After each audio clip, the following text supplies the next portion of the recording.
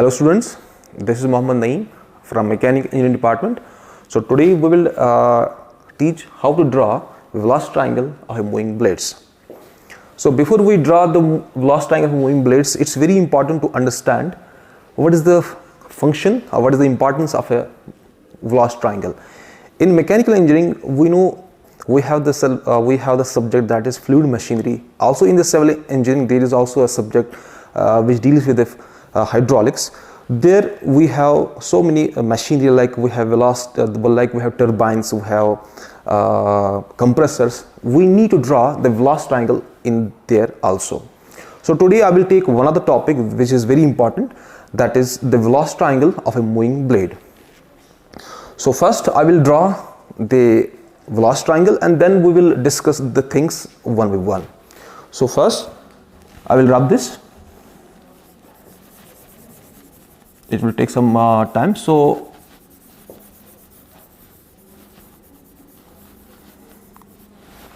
since, like I said, that we will draw the velocity triangle of a curved moving blade, I just take one of the blade, a curved blade like this. This is, I hash this so that you will get a clear idea what this is all about. This is a curved blade, a moving curved blade. Let this moving curved blade has a velocity u meters per second. I repeat, we take one of the blade of a turbine and then I make a hash so that it will give a clear picture what this is all about. And then I say that let this blade moves with a velocity u meter per second. Okay,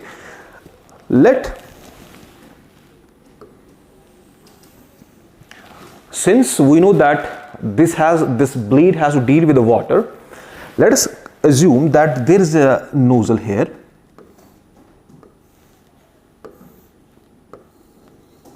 From the nozzle, the water comes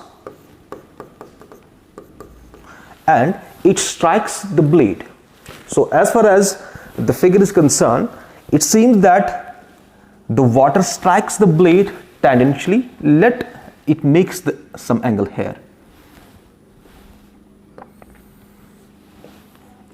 I call it as alpha. I repeat, here I assume that there is a blade which is moving with a velocity u meter per second, and then I say that there is a nozzle. From the nozzle, the water comes with a very high velocity and it strikes the blade. And since the water from the nozzle, it strikes the blade, it acts some tangentially. I make the angle here alpha. Now it's very important. I mean, it's very simple. It's not that difficult to understand. We know that simply if we have some surface and then here the force, it's F, it makes the angle alpha here. When we resolve this force into two components, we resolve in this direction and in this direction, that is vertically and second is horizontally. Same is the case here. Now before we resolve, let the water which comes from the nozzle, it has the velocity we called as V, that is the absolute velocity. Now the water from the nozzle, it strikes the blade having the velocity that is we called as V1. Why I have called it as V1? Because this we call as inlet. I assume that V indicates the inlet, that's why this V1 indicates this is the absolute velocity.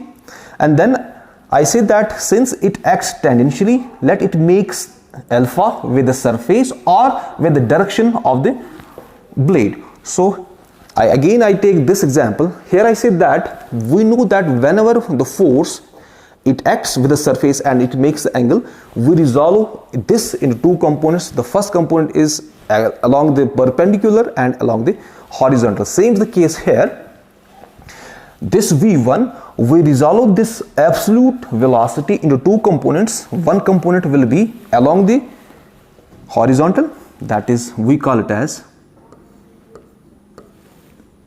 VW1, that is what we call it as vril velocity. And second, this is this component, it acts along the direction of the blade, and second is along the perpendicular. So it will be like this, and V and the direction here, this arrow indicates the direction of its,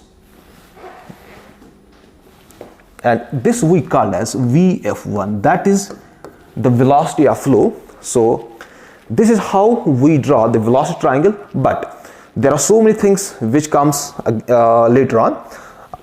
First, I will again repeat the things that I considered one of the blade. The blade is moving with a velocity u meter per second, and then I say that let I consider this is the nozzle. From the nozzle, the water comes and it strikes the blade and having the absolute velocity v1. Then this absolute velocity we resolve into two components by taking this example that whenever the force which acts along the surface having the angle alpha, we resolve this in two components. One was the horizontal component and second was the vertical component. Same case, I call it as vertical component having the direction in this way, same as the direction of the blade, and second is that which acts along the perpendicular to the direction of the blade, which we called as the velocity of flow. Same case, with the help of the trigonometry, we can find out the values of V1 and VW1 if we know the V1 value. Say for example, if we want to find out V1, so with the help of a simple trigonometry, we can find out that we know that sine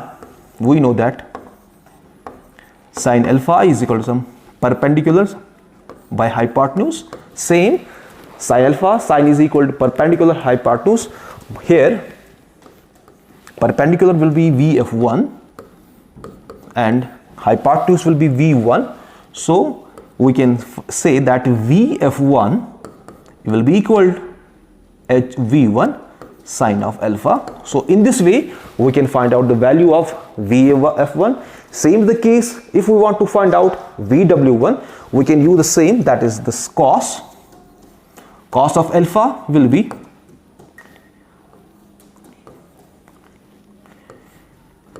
that is base by hypotenuse. Base will be VW1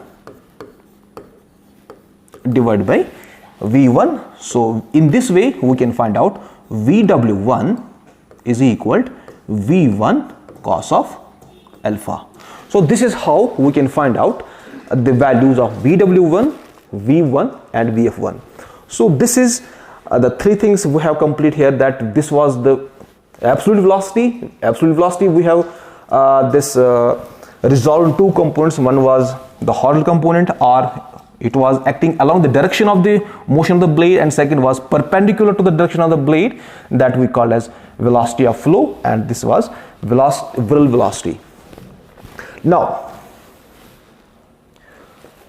second thing is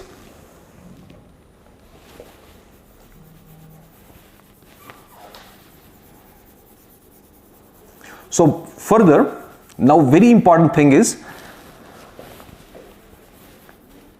okay, so till this we have discussed the three velocities. One was the absolute velocity. This absolute velocity we have resolved in two components. One was the whirl velocity and second was the velocity of flow. Now as far as this velocity triangle concerned, there is one important velocity, that is what we call the relative velocity.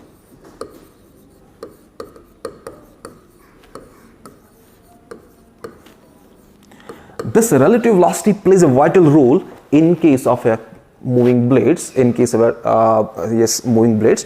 Now before drawing the velocity, this relative velocity here, first we should know, the student should know what this relative velocity means.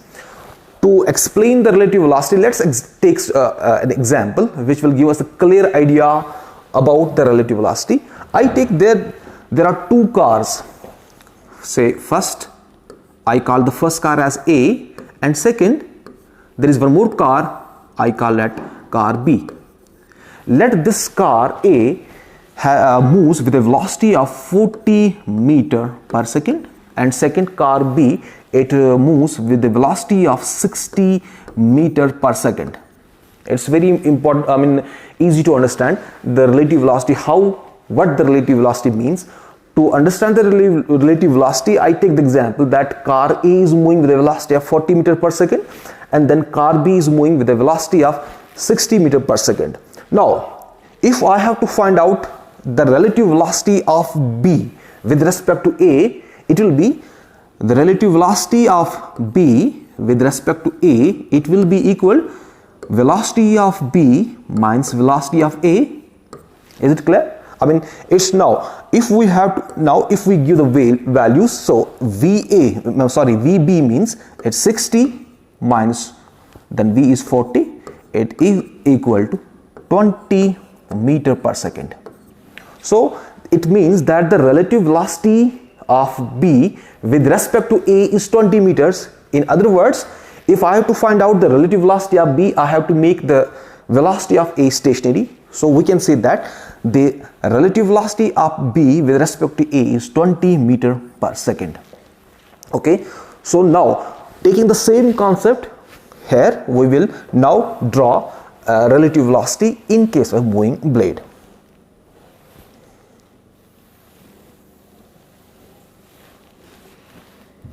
Now, since I just take an example where I have shown two cars having the velocity, same case I will take now this take into consideration, and we will draw now relative velocity.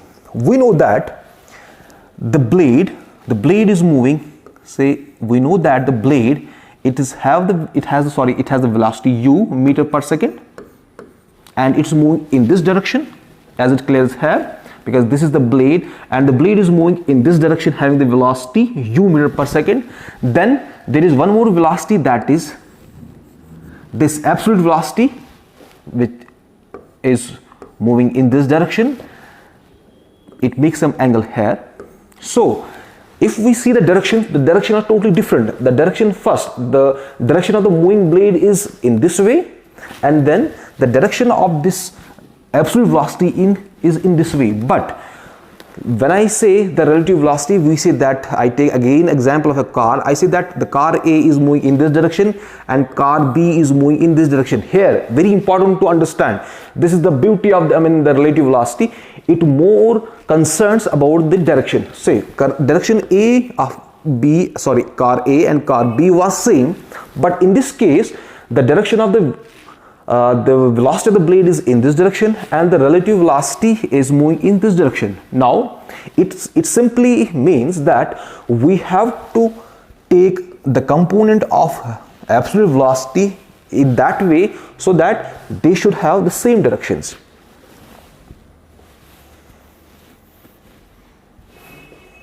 So if I take the component of a this absolute velocity, it means that this VW1, that is the vril velocity, it has the same direction as the direction of the blade.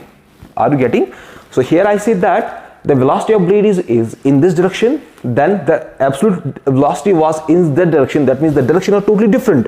But then I say that we will take that component of absolute velocity which has the same velocity, same direction with that direction of the blade, and we say that this is the relative velocity which has the same direction as the direction of the blade. Now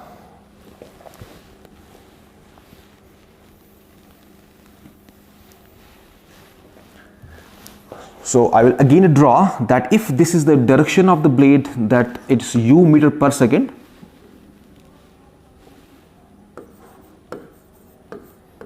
and then this is the relative velocity VW1, it has the same direction meter per second. So if I now take the relative velocity, it means that the relative velocity VR of jet with respect to inlet, it means that because I have to find out the relative velocity, we say that the relative velocity VR means V means velocity, R subscript means the relative velocity of jet at inlet, it will be equal to VW1 minus U1. Same case as I have taken the example of two cars, there I derive the value of the relative velocity. Same case here I also draw that the relative velocity will be VW1 minus U1. So this is how the relative we get the find of value of the relative velocity. Now very important is how to draw the relative velocity here.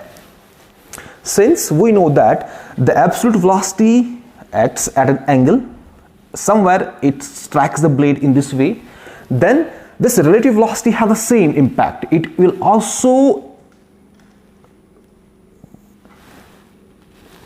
be drawn in the same way at some angle.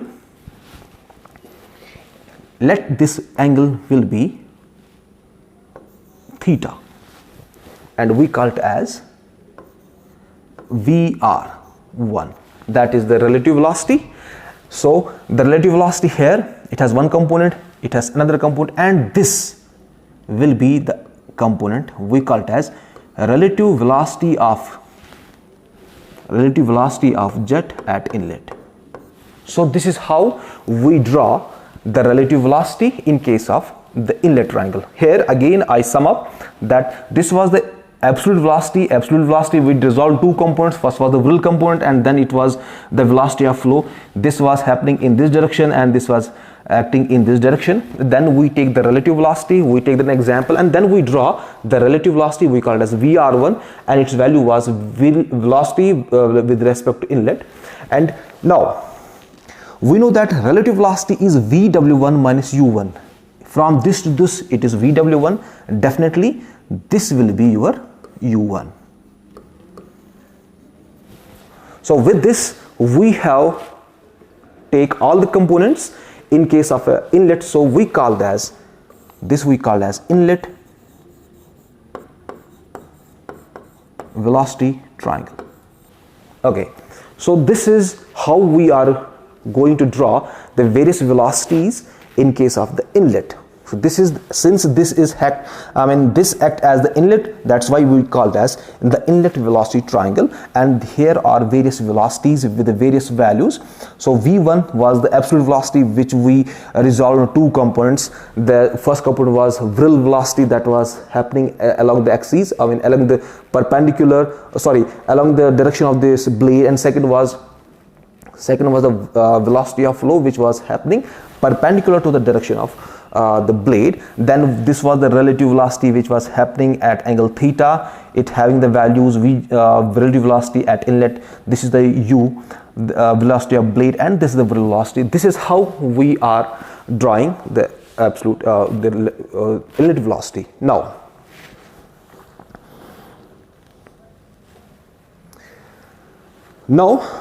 we will draw, say, since up till this we have drawn the inlet velocity diagram. Now very important is exit velocity diagram. For that again I will draw the this blade, moving blade, and then I will draw the exit velocity diagram.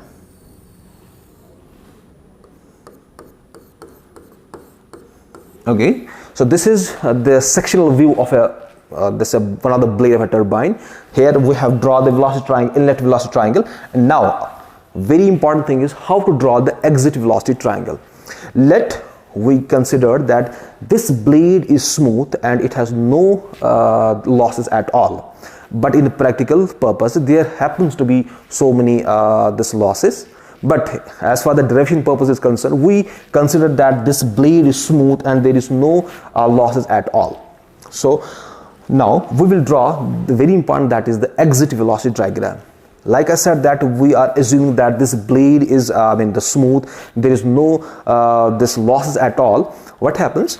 The first, let this will be the V2. Initially, what was the absolute velocity was the velocity which comes from the nozzle, and it was allowed to strike the blade. Now same thing, after the water strikes the blade, let the water comes out with the absolute velocity V2. Same case here, we will also resolve two components. The first component was VF2, here it was VF1 which was happening perpendicular to the direction of the motion. Same case here, it will be VF2, that is the velocity of flow, again it will happen perpendicular to the direction of the velocity of the blade. And second, let this happens to be at, here it was alpha, let it will be beta. Okay, and this I will call it as vril velocity, VW2. Now very important is the direction. Since this is the absolute velocity which comes in this way, then I say that the velocity of flow happens perpendicular direction of blade and it comes in this way, and definitely the real velocity it will have the direction in this case. Then I rub this here, I will make it here, that is V2, a relative velocity, and then same case your relative velocity will happens and we call it as VR2. Same case it will happen here, it will be phi and this will be your U2. So this is how we are, so this we call as exit velocity triangle or outlet velocity triangle. So this is how we are going to draw the exit velocity triangle. Now I repeat, this was our blade and then this was our inlet velocity triangle, and here one more thing, then we draw the velocity triangle at the exit. Now very important things which will help us when we go, when we solve the numericals. First thing is that U, that is the equal to U1 which is also equal to U2. U simply means nothing, it simply means U is the velocity of the blade. This 1 or 2 indicates that this is a value at inlet and U2 means it is a value at exit. And second thing is here I have made the angle here is a theta, and at the exit here I have made the phi angle. Now very important to understand, you have to remember this, that if